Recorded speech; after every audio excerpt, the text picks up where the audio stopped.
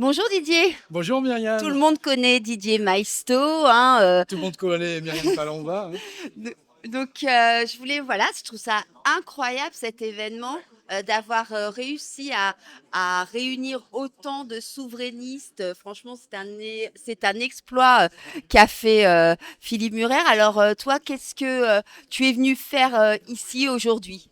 Moi, je suis venu dire que l'heure est tellement grave euh, par rapport à ce qui se passe en Europe et dans le monde, cette dilution de la France, dans cette Macronie finissante, mais qui fait encore quand même pas mal de mal, et on voit qu'il veut accélérer. Ben, je suis venu dire on peut plus se permettre le luxe de la division, et que une idée telle que, plus qu'une idée, c'est ce que ressentent profondément les citoyens français. Je parlais tout à l'heure, je pense, de 70%. D'avoir une offre politique atomisée qui se combat, c'est un luxe qu'on peut plus se permettre.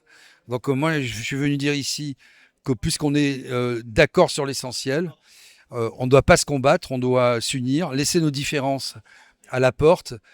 On aura toujours le loisir après de faire des petites rixes entre nous sur les différences, mais là, ce qui arrive est trop lourd, trop important.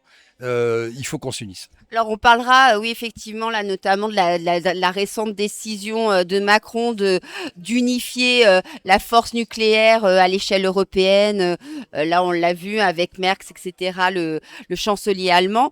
Mais moi, ce qui m'étonne, c'est qu'on considère qu'il y a un souverainisme de gauche et un souverainisme de droite. Alors, pour moi, il n'y a qu'un souverainisme, en fait. Et c'est vrai que toi, par exemple, tu faisais plutôt partie de ce qu'on appelle les souverainistes de gauche. Mais moi, je vois pas trop la différence en vérité. Non, je pense qu'aujourd'hui, il n'y en a pas trop. Il y a des différences qui sont comme des oukases, qui sont balancées par les partis politiques pour garder une clientèle. Parce que c'est devenu, comme je le disais, un métier. Donc, si tout le monde est d'accord, bah, il n'y a plus qu'un seul parti politique souverainiste et ça arrange pas trop les affaires des uns et des autres. Donc, chacun tire un peu la couverture à soi.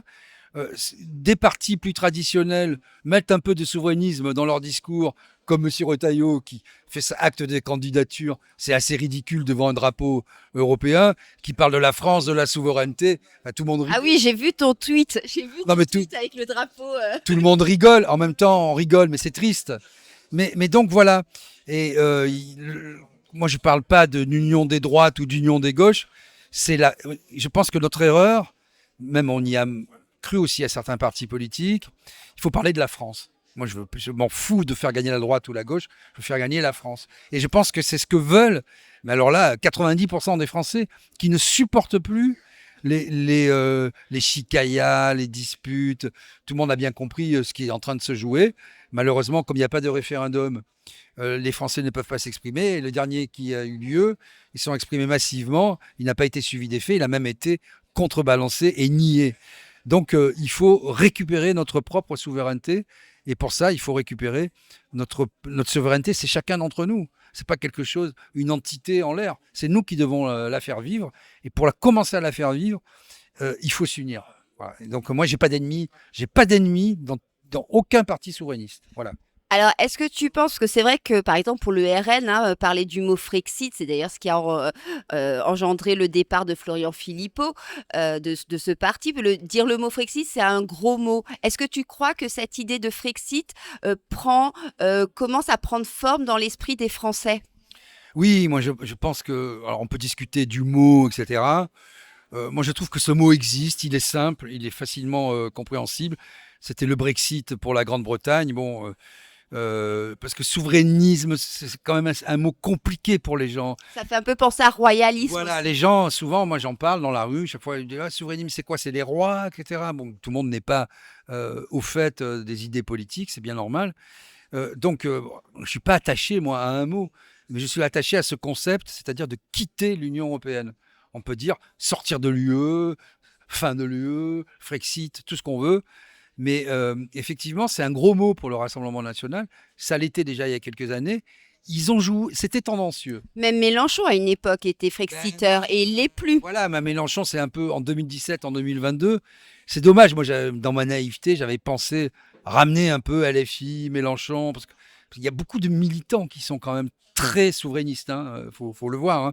Comme je dis souvent, les militants UPR, RN, Patriotes ou LFI, c'est un peu la même vision des choses. Il y a une question qui les divise, c'est l'immigration, bon, et la sécurité. Pour le reste, c'est globalement la même chose.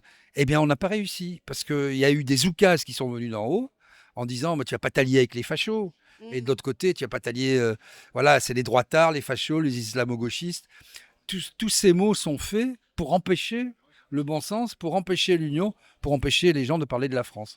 Est-ce que tu crois à une candidature de souverainiste pour les présidentielles et notamment, on en parle beaucoup en coulisses, d'une candidature de Philippe de Villiers où tous les chefs de parti, hein, que ça soit Florian Philippot, Nicolas Dupont-Aignan, bon, Asselineau qui est le grand absent de cette réunion, hein, il n'a pas voulu venir. Est-ce que tu penses que ce serait une bonne chose, par exemple, que tout le monde s'unisse, par exemple, derrière un Philippe de Villiers?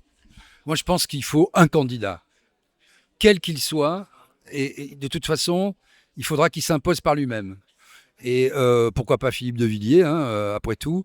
Il a de l'expérience, il sait de quoi il parle. Il faut que ce soit incontestable.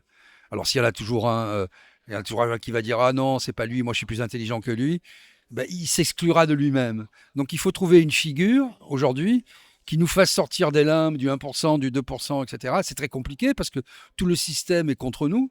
La question des signatures, les maires ont peur parce qu'après il y a les subventions, ils sont tenus par l'État, on connaît bien le système. Mais oui, il faudrait quelqu'un de médiatique qui ait un peu son avenir derrière lui, hein, qui ne cherche pas une place, qui ne cherche pas à se propulser. Et moi, je ne bois pas toutes les paroles de Philippe de Villiers. Il y a des choses que je n'aime pas, mais par rapport à la situation actuelle, ça serait quand même bien mieux d'avoir un Philippe de Villiers à la tête de l'État, quelqu'un qui nous sorte de ce carcan de l'Union européenne. C'est l'essentiel, parce que de toute façon, elle finira par imploser, parce que ça ne peut plus durer. Donc il vaut mieux le préparer en amont, en essayant de tirer le meilleur pour la France et les Français, plutôt que de subir une implosion, hein, comme on a vu ce qui s'est passé avec l'Allemagne quand il y a eu la chute du mur de Berlin. Et pourtant, c'était l'Allemagne. Elle a fini par s'en remettre, mais ça a été dur. Comme quoi, on s'en remet quand même, hein. Donc, il vaut mieux avoir les atouts dans notre main plutôt que de subir. Donc, moi, je suis qui que ce soit. Si les partis politiques se mettent d'accord avec un élément clé pour moi qui n'est pas négociable, c'est la sortie de l'Union européenne. Tout le reste, c'est du détail. Tout le type qui me dit, moi, je suis candidat, j'ai des signatures, mon programme, c'est sortir de l'Union européenne, je vote pour lui. Là, on voit bien un peu que donc Macron là récemment vient, enfin aujourd'hui, hein, vient de parler de la force nucléaire qu'il allait mutualiser avec les autres pays européens, puisque lui, pour l'instant, il ne parle plus de la France, hein, il parle de l'Europe. Hein, c'est-à-dire qu'on est complètement noyé dans l'Europe. Nous, souverainistes, on le sait. Qu'est-ce que tu penses qui se passe dans la tête d'Emmanuel Macron? Tu penses qu'il envisage de quoi? D'être le grand président de l'Europe? C'est possible, hein. De toute façon, il n'a jamais vraiment parlé de la France. Je pense qu'il ne s'aime pas, contrairement à ce qu'on dit. Il n'aime pas la France. Il hait les Français. Il hait notre pays. Et oui, je pense qu'il a des velléités européennes. D'ailleurs, on le trouve dans les fichiers Epstein, hein. C'est Epstein, Parler. oui, qui dit il veut être ce type-là, il veut diriger l'Europe et peut-être le monde. Il est temps de l'arrêter, hein, ce type. Mais effectivement, cette histoire de parapluie nucléaire dont on ferait bénéficier les Allemands, c'est quelque chose de très grave. Parce que l'Allemagne, comme je le disais, ne roule que pour elle, hein. De toute façon, elle n'a toujours fait que ça.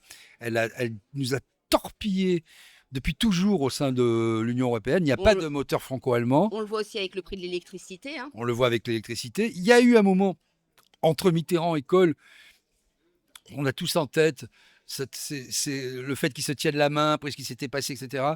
Ça avait du sens, historique en tout cas. À l'époque, ça n'en a plus du tout depuis longtemps. L'Allemagne est une nation dominatrice, impérialiste, hein, sûre d'elle, arrogante. Regarde ce que dit Merz, qui est un ancien dirigeant d'ailleurs bancaire, hein, à haut niveau, hein. et donc qui était à la tête de, ça va me revenir, c'est pas McKinsey, c'est De quoi? D'une banque oui, oui, d'un conglomérat, bon, ça va me revenir mondial. Et donc, bah voilà, si tu veux, l'Allemagne est hyper dominatrice, fait une armée quand même assez euh, importante, plus avec que des nous, en moyens, tout cas. avec des moyens énormes. Et moi, j'ai pas du tout confiance, quoi. Donc, en plus, je dirais qu'il y a un- comment, un rapport intime. C'est Todd qui parlait de ça. J'en parlais dans mon intervention. Il y a un rapport intime je veux dire, à la bombe nucléaire. C'est quelque chose de compliqué. Je veux dire, tu sais que c'est la fin de l'humanité. Bah, tu le fais pour toi, pour ton peuple. Ça se délègue pas, quelque chose comme ça. Bien sûr. Donc voilà. Et juste une dernière question. Quel est le travail que vont devoir accomplir les souverainistes pour les élections 2027? Parce que c'est vrai que on a beaucoup bercé les Français à l'idée que sans l'Union européenne, on n'est plus rien, sans l'euro, on n'est plus rien, alors qu'il y a quand même encore, même au sein de l'Union européenne, des pays qui ont gardé leur monnaie, hein. Par exemple, la Roumanie a gardé sa monnaie. Il y a 3-4 pays qui ont gardé leur monnaie. Et en fait, en France, on a tellement matrixé le cerveau des gens qui sont persuadés que sans l'Union européenne, ben, la France est finie. Bah, c'est notre rôle à nous tous. On a la chance d'avoir des communautés importantes sur les réseaux sociaux, tant que ça marche. Et on passe de temps en temps dans les médias alternatifs, c'est sûr, mais aussi mainstream. C'est notre rôle à tous d'avoir un contre-discours, de réinformer les gens, d'être serein, calme, pédagogue Mm. pour expliquer les choses que fait très bien d'ailleurs Florian Philippot dans ses vidéos. Bah, il y a beaucoup de gens qui... Voilà, on a des communautés importantes parce que dans les médias traditionnels, en tout cas mainstream classique, beaucoup disent voilà ce qu'il ne faut pas faire et nous on explique les choses factuellement et on explique les conséquences de chaque règlement européen, etc. Donc Et puis on l'a vu par exemple avec les paysans, hein, la révolte oui, paysanne, le Mercosur, il faut simplement être... même les ZFE. Ben oui, oui.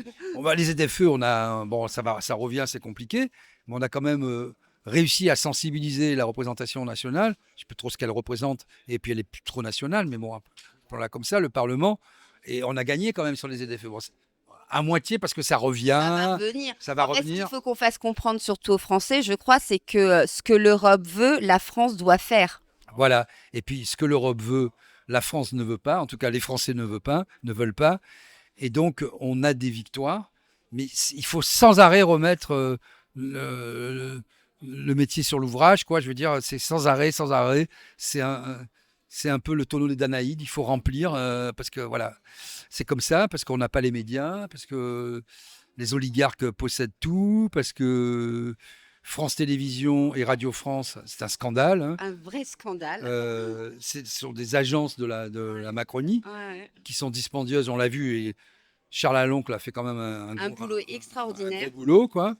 Quand tu vois 1700 euros la nuit, pendant 7 nuits à Cannes, Elle est inculpée là pour voilà, extorsion de fonds, détournement de fonds. détournement de fonds, enfin, enfin il y a une information judiciaire déjà, voilà. Donc, bah, ces gens-là, il faut les chasser. Mm. Et C'est le système qu'il faut détruire. bah oui, de toute façon, on ne réformera plus ce système. D'abord parce que c'est très avancé. Ensuite, parce qu'ils ont tout verrouillé et il reste le dernier étage, c'est les réseaux sociaux, hein. On voit que déjà, ça s'est fortement réduit avec la déamplification pratiquée par X, par exemple. Mm, Bah, c'est Musk qui a quand même négocié, sinon ça ne mm. marche pas. Et puis la censure, et puis le DSA, qui Mm. permet jusqu'à annuler des élections.